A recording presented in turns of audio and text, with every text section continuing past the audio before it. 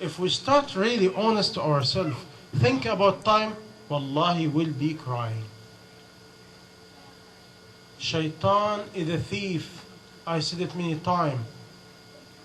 And the ultimate things you have is your own fikr, is your own thought, is your own state of heart.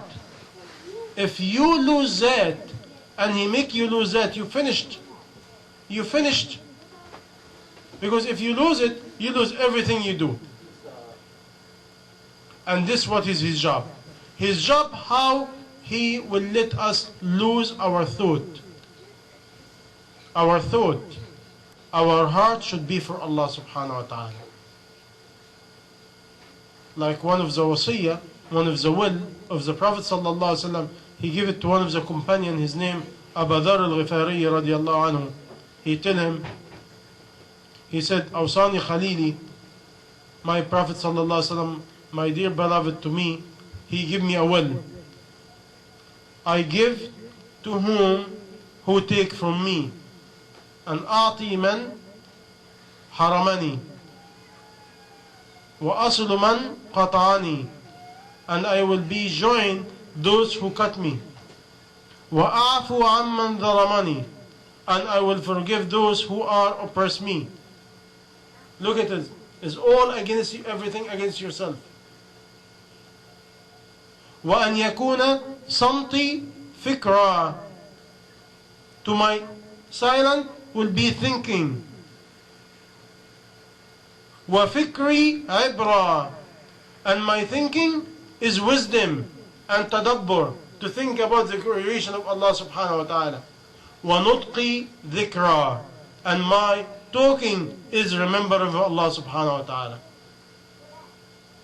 This is an advice of the Prophet sallallahu alaihi wasallam to one of his companions.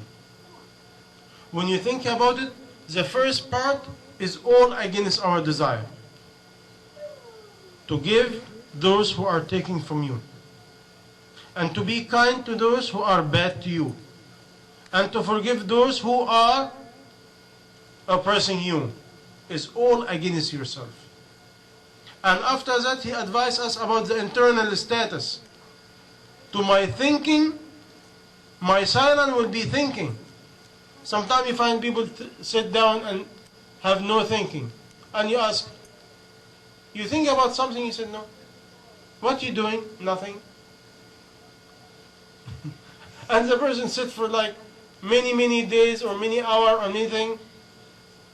You planning to do something? Nothing. I do not know. This is not a status of a Muslim.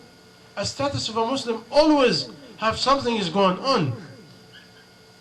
Either something is eating me according to what I've done in the past, or something I am worrying me what I'm gaining or what I want or where I'm heading. And this brings a question of Fahd is, how do you purify your soul? How you purify your soul? Purify your soul is a lot of work. A lot of work. And start by asking yourself, is really I'm sick? Unless I said to myself I'm sick, I cannot purify nobody. Like one scholar, he said something beautiful. He said, if I come to you and tell you, your eyes is yellow, your face is dark, you have a problem, and I start give you many symptoms, it show up in you, you will be running and calling 911 and go to the ambulance and go to the emergency room and start checking yourself what's going on. Why? You worry about the status of your physical appearance or your physical body. But when it comes to the status of faith and the status of the heart, we take it slightly.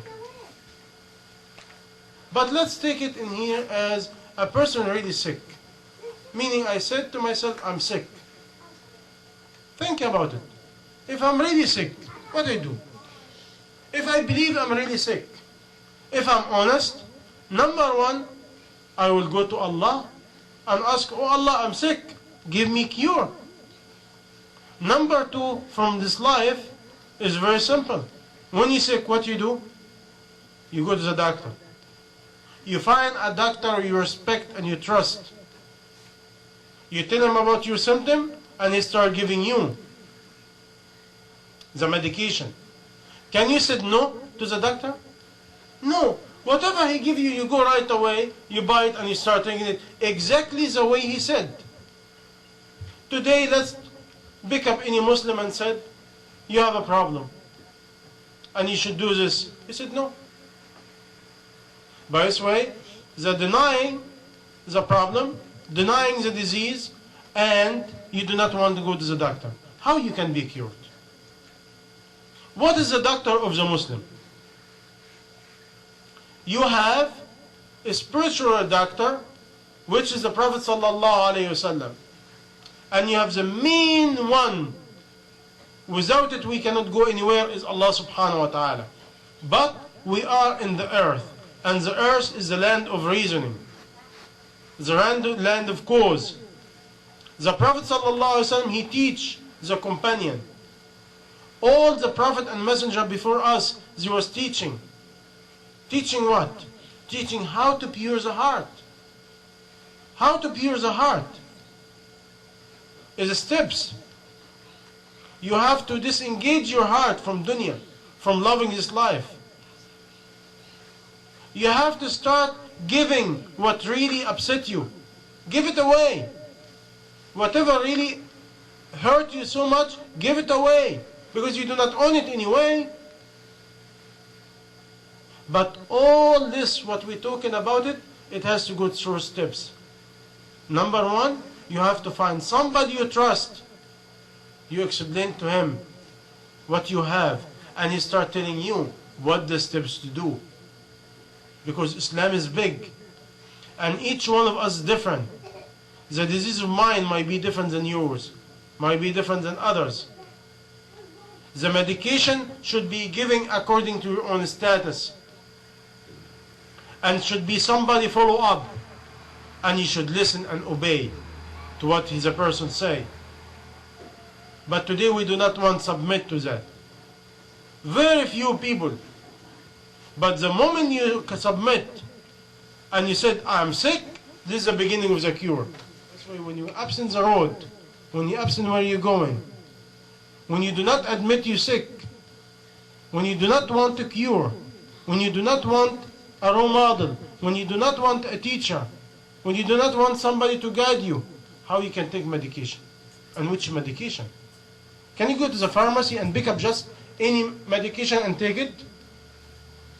All the medication and vitamin in the pharmacy is good, but each one is unique for certain symptom. You need a doctor prescription and you need a good pharmacy. Both. But when we deal with Islam, we do not do that. We do not admit it. Again, why? The status of arrogance. The companion, they become companion. They called Sahaba, لأنهم صحبوا رسول الله صلى الله عليه وسلم. They was the companion of the Prophet. You see, you get certain quality according to whom you associate it with yourself with. You like it or you don't. Environment and the role model is very important. Today you sit with somebody even talking nonsense, after a while you talk nonsense. They joke, they joke. They backbiting, you backbiting. They make whatever they do, you will do the same. This is human nature. Also, you sit with certain people with certain mind and certain heart, little by little you will think about it. Little by little you will try to imitate. Little by little you will try to be like them. Little by little you will be like them. But again, sincerity, honesty.